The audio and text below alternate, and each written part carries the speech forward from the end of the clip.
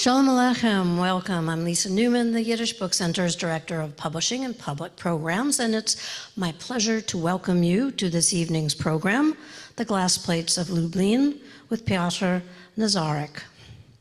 The program is being presented live at the Yiddish Book Center, as well as via live stream. So welcome to those of you in the audience here and those who are on live stream. Before we get started, a few housekeeping things for those who are joining us on live stream. Your video and audio will be out throughout the program. You can send us questions through the panel at the bottom right of your screen. We ask that you keep questions short and refrain from comments so that we can try to get to all of the questions this evening. Given the nature of this presentation and some people coming forward to say that they can identify some of the people in the photographs, I'd ask that you email any questions related to that or comments about who you're seeing in the images, and you can email programs@yiddishbookcenter.org. It is really my pleasure to be able to welcome Piotr for this evening's talk.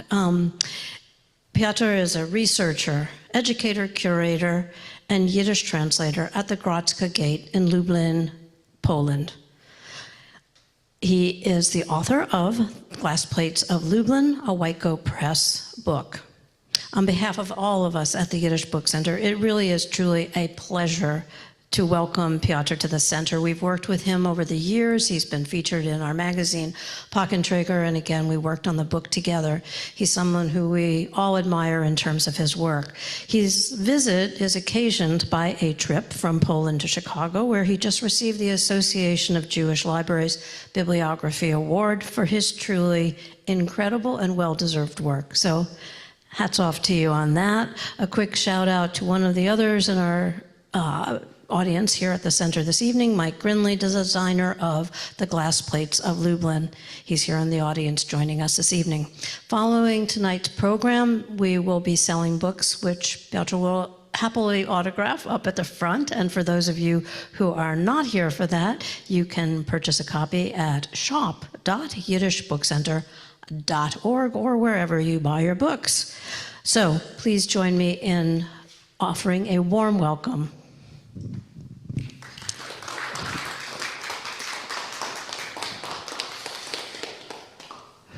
Well, thank you, Lisa, first of all, for your beautiful introduction, and well, hello to everyone who's either here at the Yiddish Book Center or viewing us online. Well, today's topic is, of course, the collection of Glass Plates of Lublin, a splendid, beautiful, amazing, mysterious collection of glass photographic, old-fashioned glass photographic plates found completely by chance in Lublin, in the Polish city of Lublin a couple of years ago.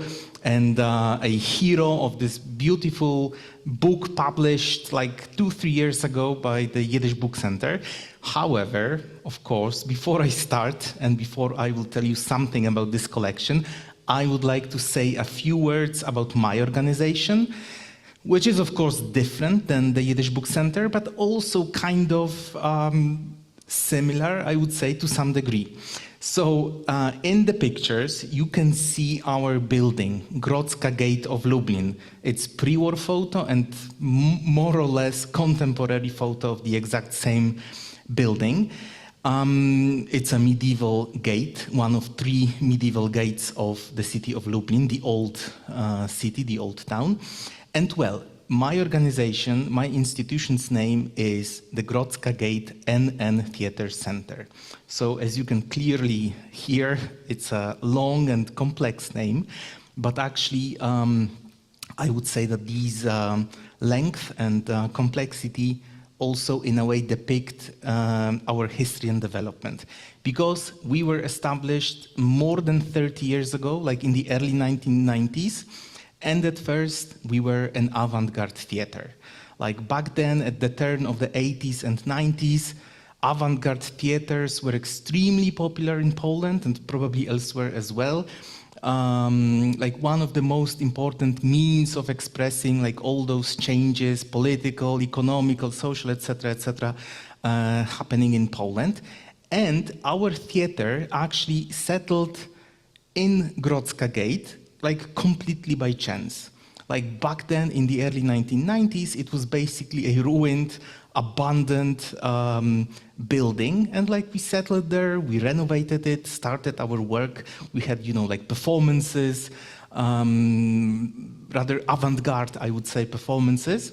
However, the history of Grodzka Gate itself, in a way, influenced our future development. Because and back then in the 90s, it was a huge revelation for those who established my institution when they discovered that the common name of Grodzka Gate, or Town's Gate in Old Polish, was actually also the Jewish Gate.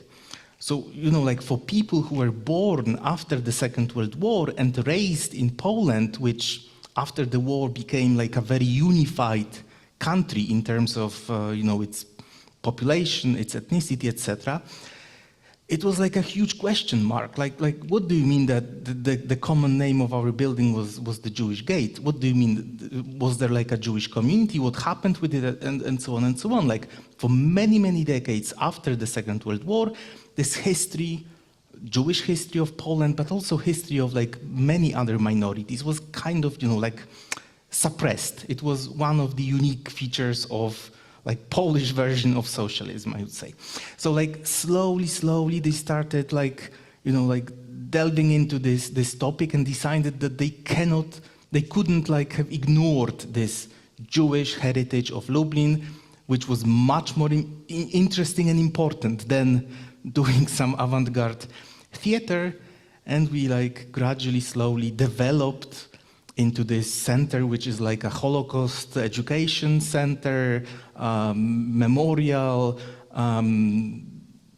you name it, like culture center, and like Jewish heritage of Lublin remains in the core of our activities. So first of all, visit Lublin.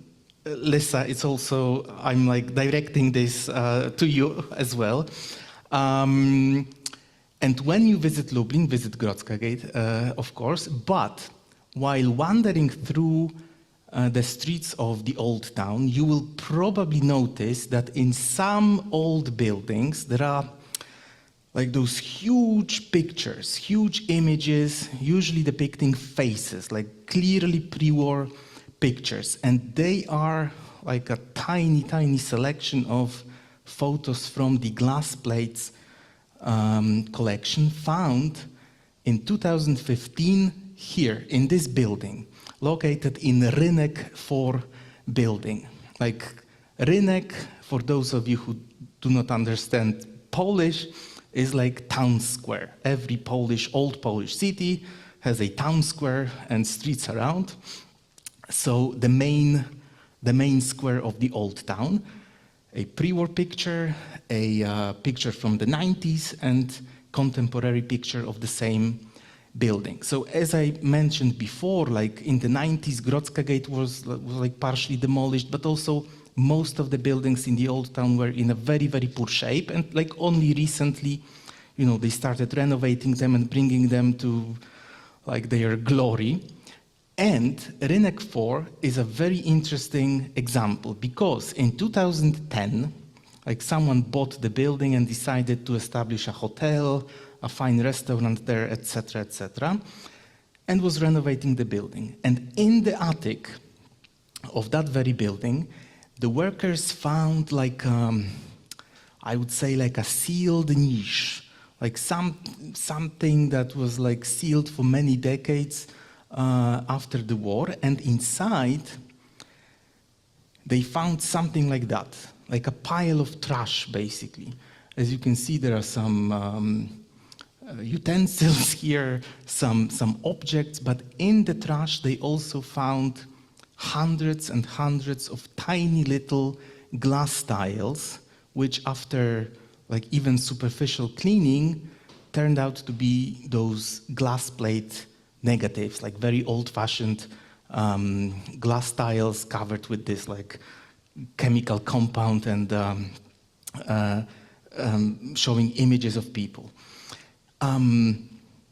And it is actually one of the largest such unified collection of glass plates discovered in Poland. Like, it turned out that we had almost 3,000 of them in this niche, in this pile of trash. And the entire collection was given to my institution. Here you can actually see a picture showing fragment of our exhibit, and all the glass plates are exhibited there, but also, like, since, you know, it was a huge, like, very famous thing, like, you know, you do not find such a treasure trove every day, so it became very famous, and plenty of artists were trying to do something with this collection, like filmmakers attempted to, like, research this collection in as filmmakers. But for many years, we actually did not know much about, like, the author. It was, like, kind of mysterious who did and who decided to hide this entire collection there. We were unable to tell. We had only some clues, like, for example, Yiddish language inscriptions in some negatives. So, like, you know, it was a clue that the photographer might have been Jewish.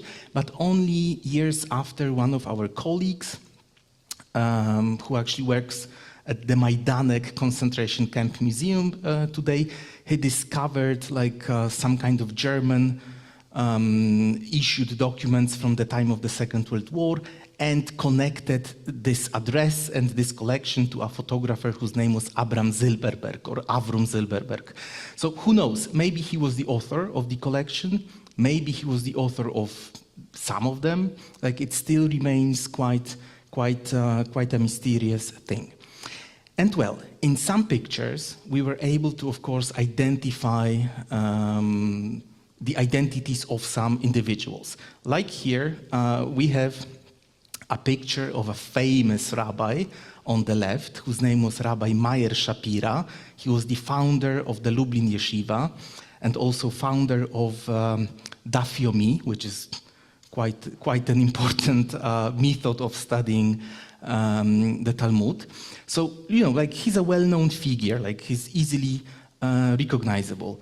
In the middle, we have also some like, activists, some important figures who helped him to establish the Lublin Yeshiva. So some of them, you know, they are not, like, well-known figures. However, from our Lublin perspective, they are, like, important activists. We know who they were. In other cases, like in the photo on the right side, we do not know the identity of those boys. However, like, there are some details here, and we can clearly see that they are students, most probably students of the yeshiva, dressed in, you know, like, traditional clothing students of yeshivot would wear. However, most of the pictures in this collection depict actually anonymous people, like, completely anonymous, and, like, there are no clues who they might have been. Like, in some cases, we can tell that they were probably Jewish, since they are like there's Hanukkah, for example, in the background, or there's a Christmas tree, so we can assume that they were Christians. But in most cases, just anonymous people, and in a way, it's like a collective portrait of, like, pre-war Lubliners, regardless of their religion, ethnicity, etc., etc. However, and this is one of the most amazing, I would say, part of working with this collection, in some cases, relatives were able to recognize their relatives in this collection. So today I won't tell you much more about the history of this collection, about, like, its content. You will find it depicted in details in the book, beautifully designed and published.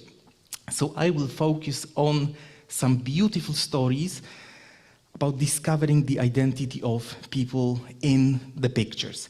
And I will start with a wonderful story, which is directly connected to publishing the book 2 or 3 years ago. Because when the Yiddish Book Center decided to publish the book, Lisa and me were preparing some kind of online program, like advertising the book. That was a great pleasure. And I would ask, like, completely by chance, probably, either Lisa or someone from the Yiddish Book Center decided to use this very photo to advertise our online program. Like, it's a random picture from the collection. There are many more such pictures there, like depicting just, young people spending time in the forest. And to our surprise, we were almost instantly contacted when it went online by Shelley Capozzi, who recognized her own aunt in the picture. She actually sits in the middle, wearing this scarf around her neck. And what's also, like, sad, but also quite beautiful, is the fact that Shelley, who has the exact same developed photo in her home, is not aware which aunt is it, because her mother had a few sisters, and unfortunately never told her, like, she knew her names, but never told her which one is in the photo. She only told her, this is one of my sisters.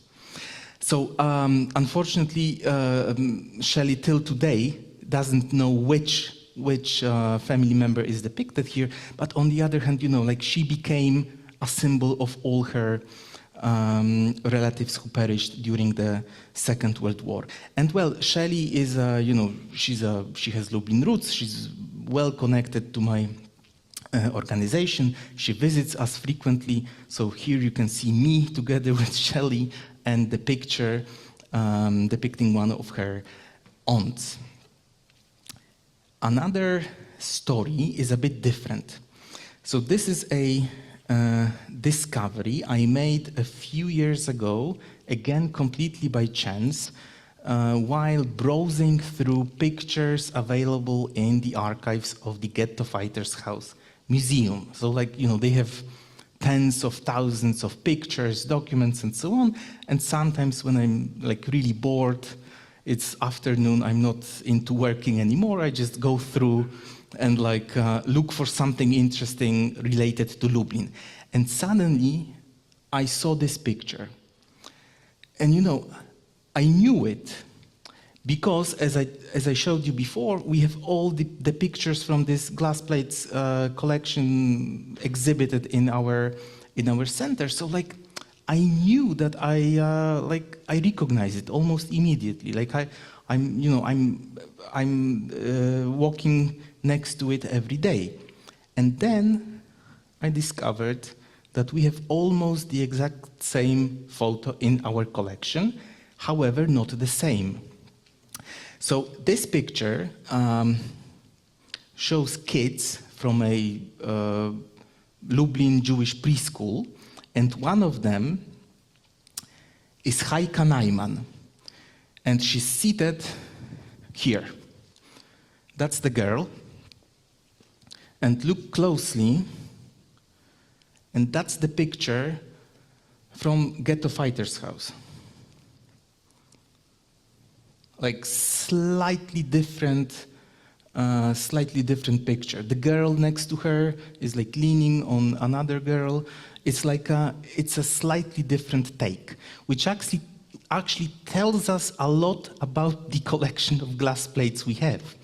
The theory is that what we have is a collection of, like, not the best takes that the photographer rejected during his work and just stored them somewhere, in that niche that was later sealed.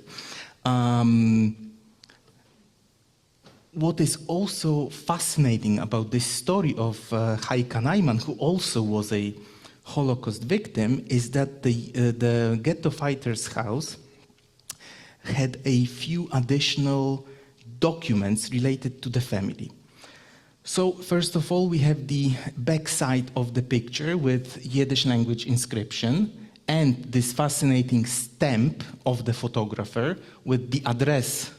Like it's barely visible, but it's Rynek 4, so the address where the collection was found. And also like this rather typical inscription, zum ewige Andenkung, schick ich zu das Bild für meine Schwester und so weiter. So like I send this picture for my sister for like eternal memory. So what happened is that it was very common before the Second World War. Part of the family left Poland and they emigrated to the British Mandatory Palestine. Part of the family remained. They were sending letters to each other and also pictures. What Ghetto Fighters House also had was this beautiful letter written by the girl, by Heika Najman. Interestingly, it's in Polish, as you can maybe see. If you do not recognize Polish, you have to believe me that this is Polish. And this is a beautiful, like childish letter to her aunt that lived in the British Palestine. And I will give you a translation. This is like a ChatGPT translation, but I think it rendered this childish language pretty well. Dear Auntie, Mommy said that she will send you a picture, and she did. Mommy said that if we win the lottery, we will all go to you. How are things with you? I am a good pupil. Mommy is teaching me how to embroider on a hoop. I am a very quick learner. I have no more to write. I bow to you warmly, from me, Hela Najmanówna. Interestingly, she in this Polish letter, she used the name Hela, like her Jewish name was Haika, Chaya. However, like it was, I think, common not only in Poland, also here, like Jews often use those like kind of equivalents of their names, which started with the same sounds. So it's like, you know, like in some cases we are actually able to gather some additional material to like reconstruct story of people depicted in the pictures. Another story is this picture, again in the forest, probably somewhere near Lublin, like a resort or spa to spend summer. And here, one of the girls or ladies was recognized by her daughter. So here is another image taken in the woods somewhere near Lublin.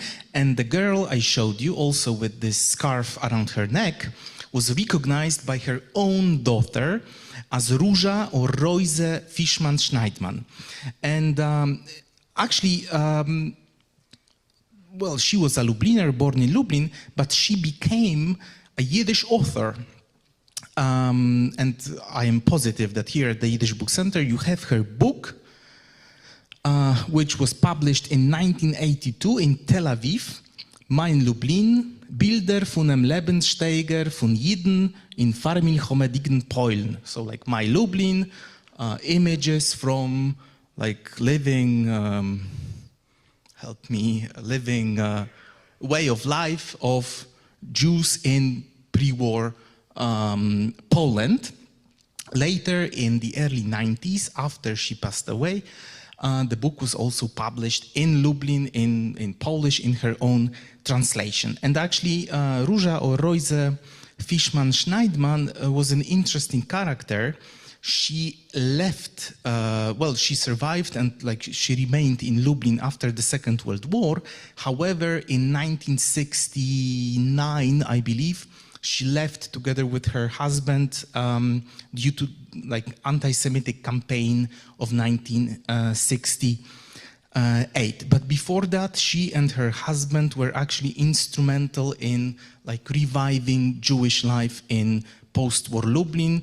Her husband was like she was a journalist, very influential one in Lublin. Her husband was like the initiator of huge monument of like Jewish victims of the Second World War in Lublin. So that's Róża Fischmann-Schneidmann. And here we have another very interesting picture with Malka Zeskind, who's in the center. She was also recognized by her own daughter. Her daughter's name is Judith Meyer. She lives in Israel, also because Judith had the exact same photo in her own photo collection. But what's interesting about this photo, this particular photo, is the fact that it shows, well, girls, in this case only, from the Morgenstern gymnastic team.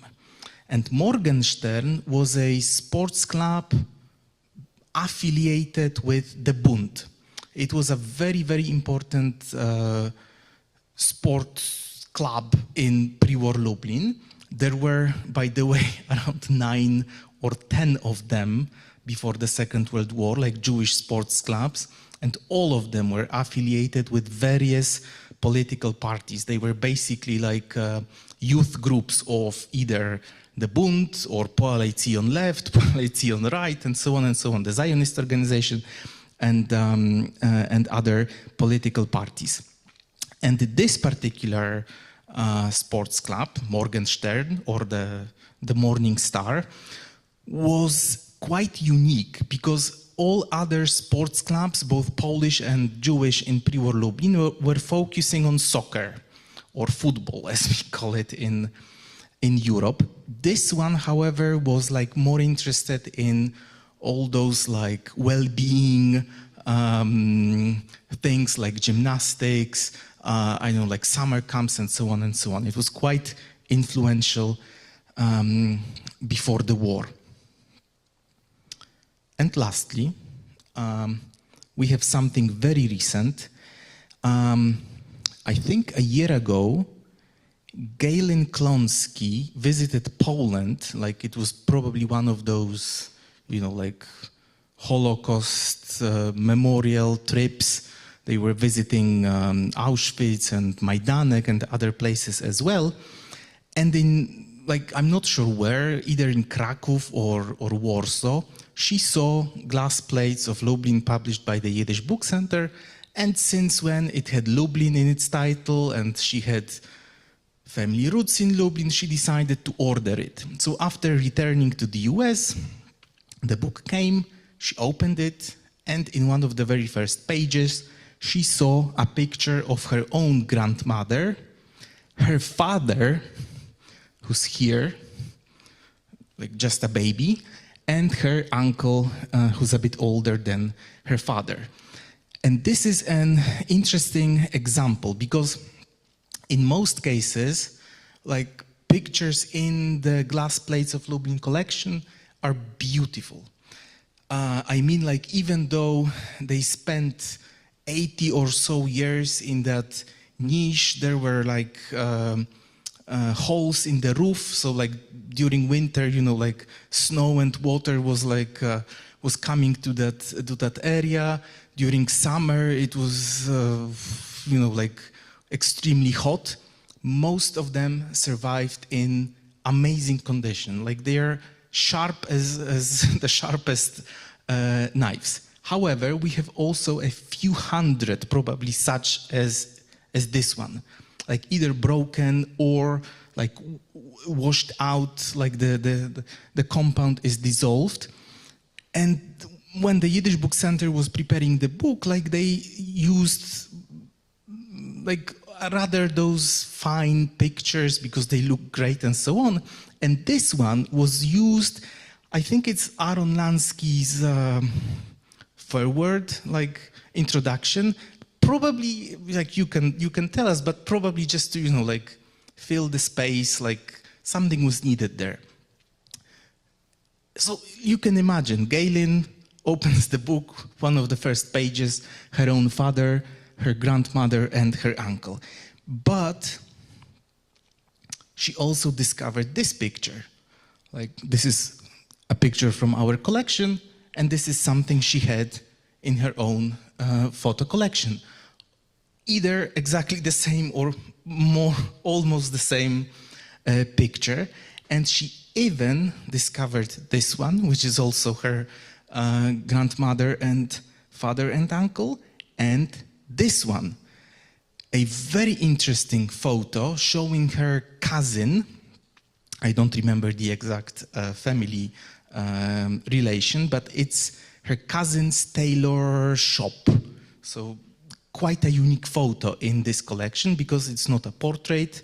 It's it's something like a more documentary, let's say, shot. And probably there are more people around the world who can recognize their relatives, and this is actually the most amazing thing that can happen, that we can finally add to our catalog names of people depicted in the picture. So I can only ask you to either buy the book, go through it, or go to our website and visit the entire collection, because the book covers only a fragment of it, and who knows, maybe you will find your relatives, it is possible, as I showed you. And even if not, this is not only a collective portrait of pre-war Lubliners, but in a way a collective portrait of us all, those who either lived in Europe or had relatives there, left to the US or other places around the world. So I think that would be all from me. Of course, if you have any questions, I can at least try answering them.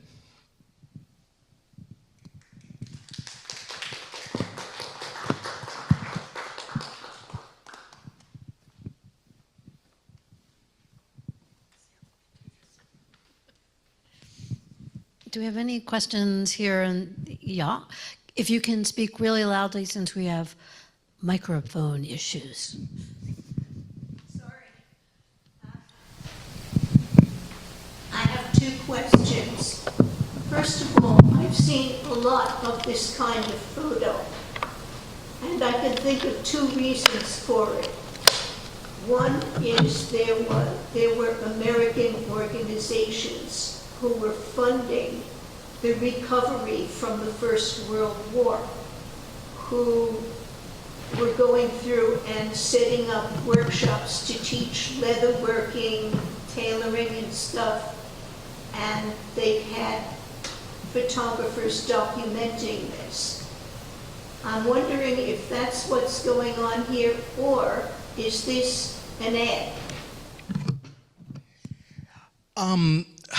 An interesting question, not easy to answer, because we have no details, what kind of workshop was it. For sure, there were hundreds of such workshops in Lublin and all over Poland, before the Second World War. So there was no need, I think, to teach the Jewish population how to establish such places. But most pictures in this collection are just portraits. The photographer who probably took the pictures didn't have an atelier. He was a carpenter, that was his main occupation. But he was also a paid photographer who was taking portraits, pictures of people willing to pay him a few groszy. Many of them were actually taken in the staircase of that Rynek for building. And thankfully there was a skylight above the staircase, so it was possible to make good pictures. For sure, he was not an artist. He was not like Kaczyzny or all those famous photographers. He was not interested in documenting life. He was not from abroad, coming here to show the Americans how Jews in Poland live. He was interested in earning money, just trying to survive, probably. So I would say that most probably the owner of this establishment paid him to document how the workshop looked like. Like that was probably the reason behind this photo. But we have only a few such in this collection. Like in most cases, it's just someone sitting or standing like in the staircase and someone's taking his or her picture. If I may add, when we were working on the book, which had about 1,500 photographs that you had scanned, and I think Mike got it down to 300 or so, one of the organizing principles was that there are a lot of pictures about different kinds of vocations. And also interesting that if you look through the book and the pictures, many of them, as Mike noted looking at them, have little props. So it was as if he was sort of an itinerant, for lack of a better word, photographer going around and capturing these images and then probably selling them to families, as we've seen from the responses to the scenes on the beach and others. I'm going to ask you a question from somebody on the live stream. How did you become so interested in this subject, and what's your background history? So my background is philosophy. It has nothing to do with Jewish history of Lublin. At some point, I developed this interest because, like till today, I find it extremely interesting. Like it's something that is both very, like unique, exotic from my Polish perspective, but at the same time, something that I easily recognize because of its territorial location, for example. But like with such collections, and this in particular, glass is the most amazing material you can imagine. Like it can be easily broken, but I think for photography, it's amazing. Like if you scan these photos in a extremely high resolution, you can zoom in and see all those details, like interior design. I know, like potted flowers they had before the war, those tiny little figurines or like bottles of beer or something here and there. So it's like if you're interested in history, in past, this is like a window basically through which you can almost enter this world, which like kind of we all hope for. Like most of us who work with history would love to see how it really looked like, not through the lenses of documents, those like very dry materials, but like how it really looked like. And even here, like, it's a workshop, but you can see like the poverty. So like it tells us a lot about pre-war situation in Poland, in Lublin, and so on. And I'm going to take the liberty of adding again, I think one of the most amazing things for me was to look at the women's fashions and seriously to realize what incredible textile designers they were in Poland. And I'll just make a plug that we're going to have a program in the fall all about this period because it was nothing I was aware of, but they're fantastic clothes. More questions from the audience? And loud? Yeah, Piotr, thank you so much for the talk. It's really lovely in the story of how all these people found their families through the plates and how you're able to identify that was really moving. I'm really struck by like how many little decisions had to be made in such a way for the plates to arrive to us now as they are. Someone had to save the negatives and then seal them away. And the chain and this connection that I'm most struck by is, the construction workers and the company that was renovating this building, because you would think out of anyone who may have thrown them away or didn't recognize them for what they were, it would have been not necessarily even out of malice. They might have just said, okay, this is just some old thing. Can you talk a little bit about who were the people who discovered the plates? Did they feel a kind of responsibility to them? Did they understand what they were at the time? What was their reaction when they found out? It was mostly of Jewish life in local. Yeah, thank you. So, as you can see, this is a historically important building because it's old, it's located in the old town. So if you renovate such a building, it has to be supervised by conservation officer. So fortunately, this was also supervised by one of them. His name is actually Krzysztof Janus. And when he saw that these were not just random glass tiles, he immediately stopped all the work and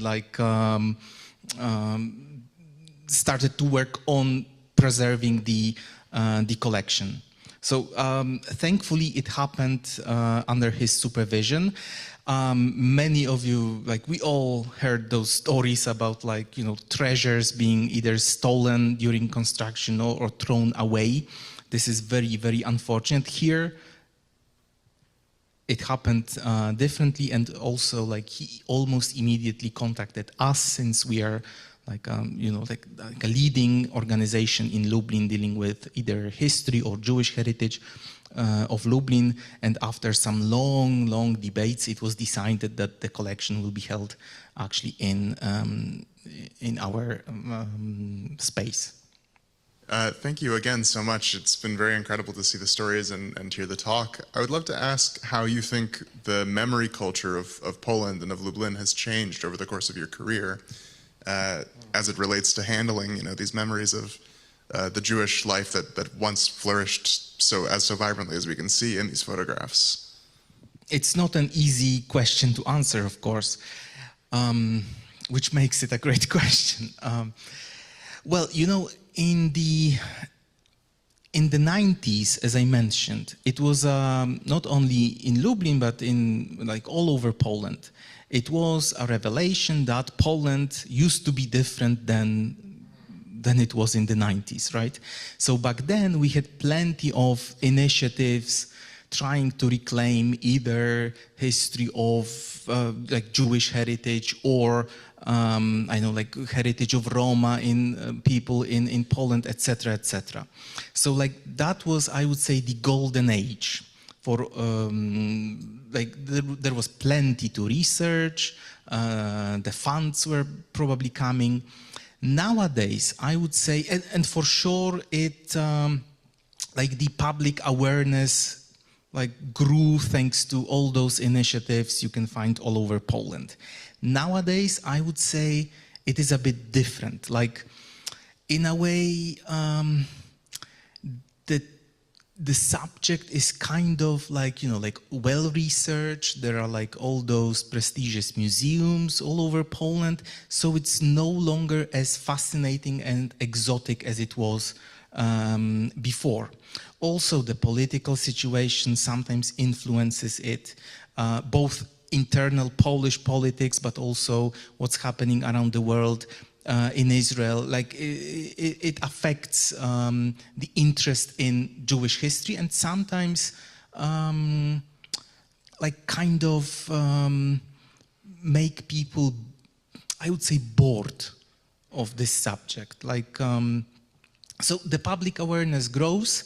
However, still, I would assume there are people in either Lublin or other Polish cities that do not realize how important and numerous the Jewish communities in Poland were.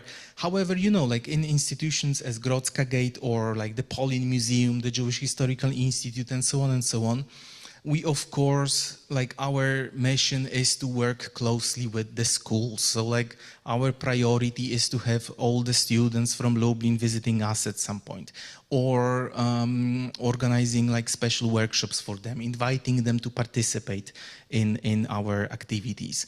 So as I said, there is no easy answer to that question. Yes. Thank you very much for your talk. Very interesting. I just have a question. I think you mentioned that there were also photos of non-Jews in this collection, and I'm wondering if you can, I'm assuming those did not go into the book, or is there a way to have you thought about how that collection might be different from the ones that you published? When you look at this picture, can you tell that they are Jewish girls or non-Jewish girls? Like, we know that at least one of them is Jewish because she was recognized by the relative. Maybe other girls are like her Jewish friends from school or something, but maybe not.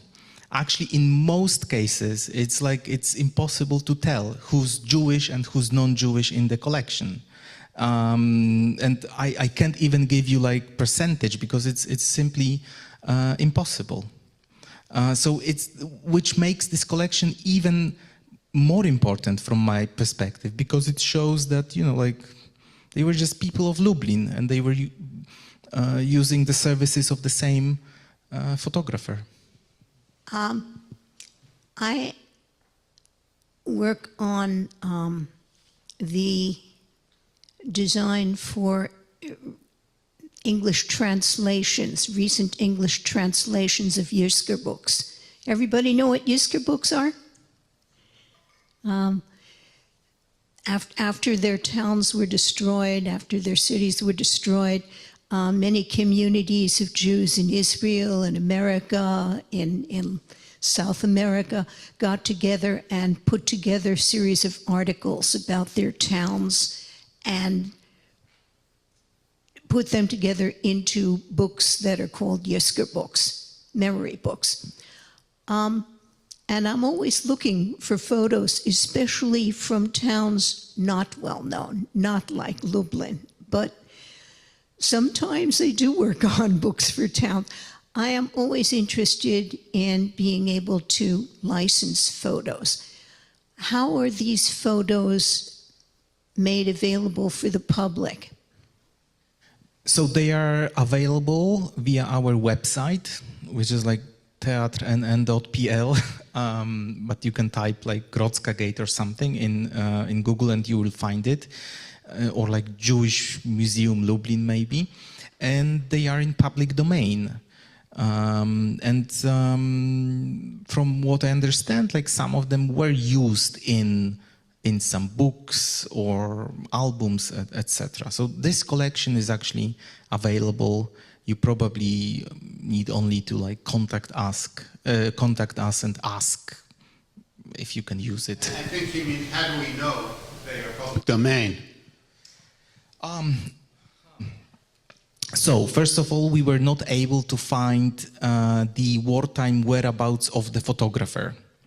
The last document about him, if he is the author, of course, is from 1940, that he lived in Rynek 4 building. If he was a victim of the Second World War, like, it's a question for lawyers probably, but I would say there is no copyright probably for the pictures. Were most of these taken in the 30s, do you think? 20s and the 30s, mostly 20s. I'm going to ask you if you could just add a little bit more about the work that you're doing with the yeshiva books before we close out, because I think people would love to hear about that. Okay, so I mentioned Rabbi Shapira, who founded Daf Yomi, but also the Lublin Yeshiva. Its name was Yeshivas Chachmei Lublin, or Yeshivat Chachmei Lublin, if you prefer modern pronunciation. So his vision was to establish the largest yeshiva in the world, like yeshiva like no other before. A yeshiva that would in a way resemble university, with all those like dormitories, kitchens, bathrooms, and so on, so that students, boys in that era could have like focused on, you know, like their studies. And Rabbi Shapira also knew that he needed the largest religious Jewish library in Poland. Like there can be no yeshiva without a great yeshiva, without equally great library. So when he started building the yeshiva in the middle of 1920s, It was, by the way, opened in 1930, so just 9 years before the outbreak of the Second World War. He almost immediately started gathering, collecting books. Of course, not like only by himself, but he had all those Sammlers, all those collectors. He was sending them all over Europe and also to the United States to collect funds and books. He actually had this like tour around the United States since like real money was here before the Second World War. So they amassed, like they wanted to have at least 100,000 volumes, which for sure never happened, but they amassed something around 40,000 volumes from all over the world, like modern books from the 19th century, 20th century, but also very, very old volumes, like from the first half of the 16th century, like the beginning of printing.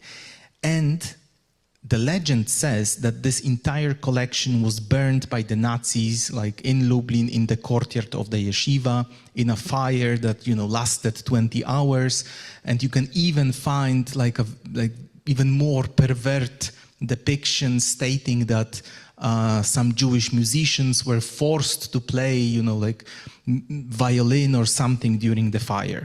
So it's like a very powerful image, which in a way makes sense, because like we all knew what the Nazis were doing with like Jewish heritage, also non-Jewish heritage. They were burning like Jewish books in Germany in 1933 after Hitler came to power. So it makes sense. The problem is, however, that it never happened. Like the fire never happened. It's some kind of fake news created probably by the Nazis themselves. Like my adventure with this project, this story started again completely by chance a few years ago. Back then, we knew only about 5 books that seemed to have survived from this huge pre-war collection. Like they were accidentally uncovered in Lublin in the early 2000s. And suddenly, to my surprise, I discovered that the Jewish Historical Institute in Warsaw digitized around 130 books with Lublin Yeshiva stamps, and like they published them online together with hundreds of others books. So like a few minutes ago I knew about 5 books, suddenly I knew about more than 130, and I almost immediately understood that this is something major and started looking for the books with specific Lublin Yeshiva stamps, which means like either going through like books one by one in physical libraries or trying to locate them in digital libraries. And now like I have cataloged, identified, like partially scanned around more than 1,600 of them, scattered, all around the world, in Poland, in Israel, a few in the United States, but only a few. Many of them in the holdings of like grant institutions such as the National Library of Israel or the Jewish Historical Institute in Warsaw, but many in private collections. So what happened, to make a long story short, this entire collection was actually stolen by the Nazis during the Second World War. We often forget, I think, that they were also interested in like looting things that were of value, transferred from the yeshiva to the main Lublin library, which was turned into like the state German library during the war, and liberated together with the city of Lublin. Like it was liberated relatively early, late July of 1944. The Soviets were advancing fast, so like Germans left, and they just left all the valuable things they stolen. So it was rediscovered, then moved to Warsaw, and then in 1947 partially moved to Israel. And well, in Israel, many of them ended up in private hands or in, like in smaller institutions, etc., etc. So the process of like scattering them around the world started in 1947, and unfortunately it continues. And since, it is impossible to bring back all those books back to Lublin, my idea is to like reunite the collection digitally, to create this digital library with scans, photos, or descriptions, like to bring it back to Lublin metaphorically, but also make it available like for everyone. Thank you so much for an amazing presentation, but even more for the amazing work that you've done to really resurface and preserve and allow for more research about a time that is no more. So thank you for everybody who is joining us tonight. Thanks for joining us. I want to thank our members who make all of our work possible. Learn how you can join the Yiddish Book Center and support our work, yiddishbookcenter.org/donate. For those of you here, books are available in the lobby, and for those of you online, the glass plates of Lublin are available on the Yiddish Book Center's website bookstore and wherever books are sold. Thank you, and I hope you'll join us again for our next virtual and live public program. Until then, stay well, stay happy, and stay in touch.